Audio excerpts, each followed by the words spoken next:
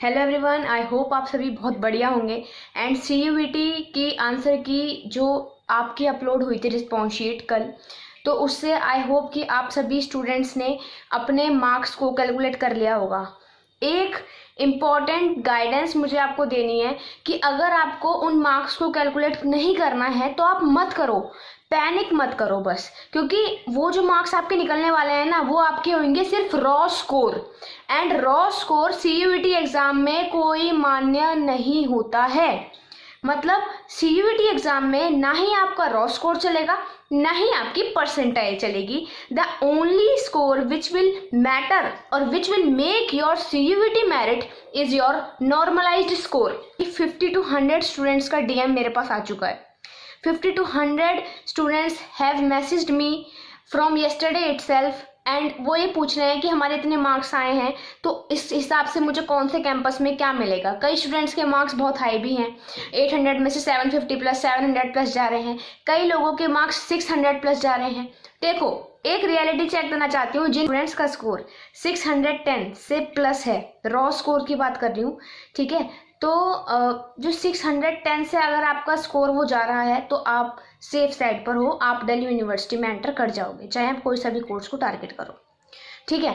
सो अब ये मत सोचना कि जो 500 वाले हैं, जो 400 वाले हैं, 300 200 उनके लिए क्या करना है। देखो, उन सभी स्टूडेंट्स के लिए आपको बिल्कुल माइंडसेट के साथ खेलना है। माइंडसेट का मतलब प्रेफरेंस शीट पे ध्यान देना है। इस टाइम पर जो आप कर सकते थे CUET में वो आप करके आ चुके। बस अब आपका क्या है कि आपने रजिस्ट्रेशन कर लिया CSAS पोर्टल पर। देन उसके बाद जो मेन रोल प्ले करती है वो करती है प्रेफरेंस शीट। प्रेफरेंस शीट आपकी बहुत रोल प्ले करेगी इस टाइम पर।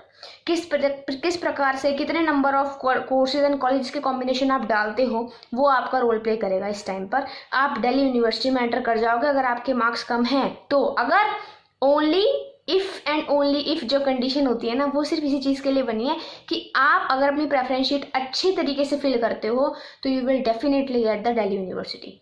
ओके, सो ये तो बात रही एक सेफ स्कोर की जो मैंने आपको बताया। If you are scoring 610 plus, और this is for general category. And if you are scoring 570 या 80 plus for OBC NCL category और 550 plus for SC/ST category, then you can surely get the Delhi university. Okay, तो ये तो बात रही, मैंने safe score बता दिया, ठीक है। और एक इंपॉर्टेंट बात मैंने शुरुआत में बताई थी कि नॉर्मलाइज्ड मार्क्स ही आपके वो कंसिडर किए जाएंगे मेरिट को कैलकुलेट करने के लिए, रॉ स्कोर और परसेंटाइल कंसिडर नहीं करी जाएगी। तो एक इंपॉर्टेंट बात मैंने ये बताई। दूसरी इंपॉर्टेंट बात मैंने कट ऑफ्स के बारे में बताया कि सेफ स्कोर क्या रहने वाला है, रॉ स्कोर के बेसिस पर आप कितने रॉ स्कोर पर सेफ हो, ठीक है। एंड अब एक इंपॉर्टेंट बात एंड एक इंपॉर्टेंट क्वेश्चन जो बहुत सारे स्टूडेंट्स ने वैसे पूछा कि दी नॉर्मलाइजेशन में कितने मार्क्स कट सकते हैं और कितने मार्क्स बढ़ सकते हैं। देखो, नॉर्मलाइजेशन में कितने मार्क्स कटेंगे और कितने मार्क्स बढ़ेंगे उसका कोई भी जवाब नहीं दे सकता, क्योंकि कोई भी प्रिडिक्ट कर ही नहीं सकता। That depends on your difficulty level. और इसका एक अलग कैलकुलेशन प्रोसेस होता है जो NTA डिसाइड करेगी, कि किस प्रकार से CUET के मार्क्स को नॉर्मलाइज किया जाए। जिस शिफ्ट में, जिस डे पर आपका एग्जाम हुआ है किसी भी पर्टिकुलर सब्जेक्ट का, आपका कंपटीशन उन सभी स्टूडेंट्स के साथ होगा जो उस शिफ्ट में वो सब्जेक्ट का एग्जाम दे रहे थे। जो उसी सब्जेक्ट का एग्जाम किसी दूसरी शिफ्ट में दिया है या फिर किसी और दिन दिया है तो उनके साथ आपका कंपटीशन नहीं है। तो इन सभी स्टूडेंट्स को एक सेम लेवल पर लाने के लिए नॉर्मलाइजेशन पॉलिसी का इस्तेमाल किया गया है। तो यही आपकी नॉर्मलाइजेशन पॉलिसी है। अगर किसी भी स्टूडेंट का एग्जाम, सपोज इंग्लिश का एग्जाम आपका बहुत डिफिकल्ट आया एक स्टूडेंट का, ठीक है, और उसका एग्जाम बहुत डिफिकल्ट आया एंड उसके फ्रेंड का एग्जाम बहुत ज़्यादा ईजी आया, ठीक है। तो अब वो जो डिफिकल्ट आया जिसका एग्जाम, वो परेशान है कि अब मैं क्या करूं, मेरे फ्रेंड का एग्जाम तो इजी आ गया, उसके तो अच्छे नंबर आ गए हैं और मेरे नंबर अच्छे नहीं बन रहे हैं।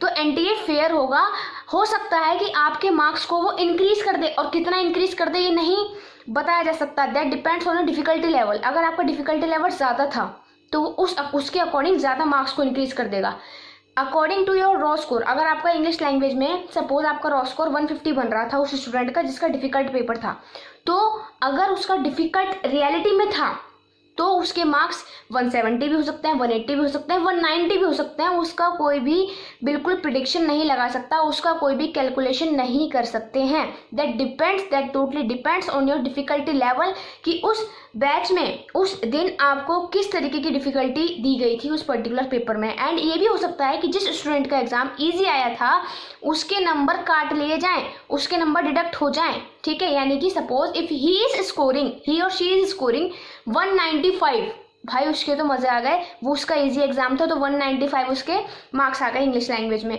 बट ये उसको पता लगा कि जिस शिफ्ट में उसने एग्जाम दिया था उसका एग्जाम तो बहुत ईजी था, उसको नॉर्मलाइज करने के लिए एनटीए ने उसके मार्क्स डिडक्ट करके 150 कर दिए इंग्लिश में। तो इस तरीके से नॉर्मलाइजेशन होएगा, कितने मार्क्स डिडक्ट होंगे, कितने मार्क्स बढ़ेंगे, that totally depends on your difficulty level, कि किस लेवल पे आपको वो एग्जाम दिया गया था, किस लेवल का वो एग्जाम था, डिफिकल्ट था या फिर इजी। अब बहुत सारे स्टूडेंट्स का एक इम्पॉर्टेंट मैं मैसेज देना चाहती हूँ। बहुत सारे स्टूडेंट्स का मैसेज आया है कि दी मेरा 250 आ रहा है, 300 आ रहा है, 400 स्कोर आ रहा है। तो please I would request all of those students जिनका भी ये स्कोर आया है, अपना मन छोटा मत करो, टेंशन मत दो, आपको भी दिल्ली यूनिवर्सिटी मिलने के चांसेस है। बट मैं जैसे कि बार बार कह रही हूँ कि please do focus on the preference sheet making, research करना स्टार्ट कर दो। जितने भी कोर्सेज एंड कॉलेजेस के कॉम्बिनेशन में तुम एलिजिबल हो उन सभी को उनका लिस्ट बनाना तैयार कर दो कि मैं सभी कोर्सेज एंड कॉलेजेस के कॉम्बिनेशन को भरूंगा या फिर भरूंगी, ताकि मेरा दिल्ली यूनिवर्सिटी बिल्कुल शॉर्ट कन्वर्ट हो। ओके एंड जैसे कि मैंने बताया था कि आप अपने मैसेज, आप कमेंट्स में डाउट पूछ सकते हो, आप अपना स्कोर भी दे सकते हो, जिसके अकॉर्डिंग मैं आपको कॉलेज प्रेडिक्ट और कैंपस प्रेडिक्ट करके बताऊंगी कि नॉर्थ साउथ या फिर ऑफ कैंपस में आप किस कॉलेजेस को टारगेट कर सकते हो according to your raw score, ठीक है। एंड ये मैं क्लैरिटी देना चाहती हूँ कि इस पर टोटली रिलाई मत रहना, ठीक है। ये सिर्फ एक प्रिडिक्शन होगी, क्योंकि असलियत में तो वही होगा ना जो आपको एंड में अलॉट हो रहा होगा, ठीक है। तो that is only a prediction.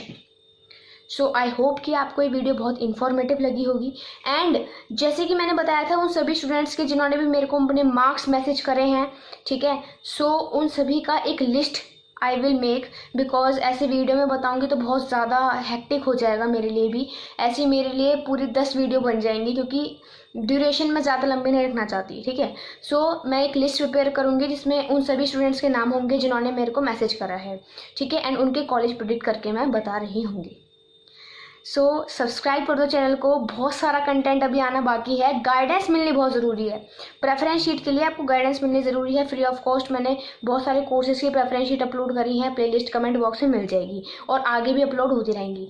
And also if you want to get your personalise preference sheet then you can surely get, ठीक है। ये पोस्टर आपको शो हो रहा होगा, तो इसके थ्रू आप मेरे को मेरे टेलीग्राम ID @CUET/करण वर्मा इस पर मैसेज करके if you are interested to get your personalise preference sheet then you can surely get, ठीक है। सो सब्सक्राइब कर दो चैनल को एंड अपने फ्रेंड्स में ज़रूर शेयर कर देना ये वीडियो, ठीक है। कोई डाउट हो तो कमेंट बॉक्स में लिख दो, आपको श्योरली आंसर मिल जाएगा।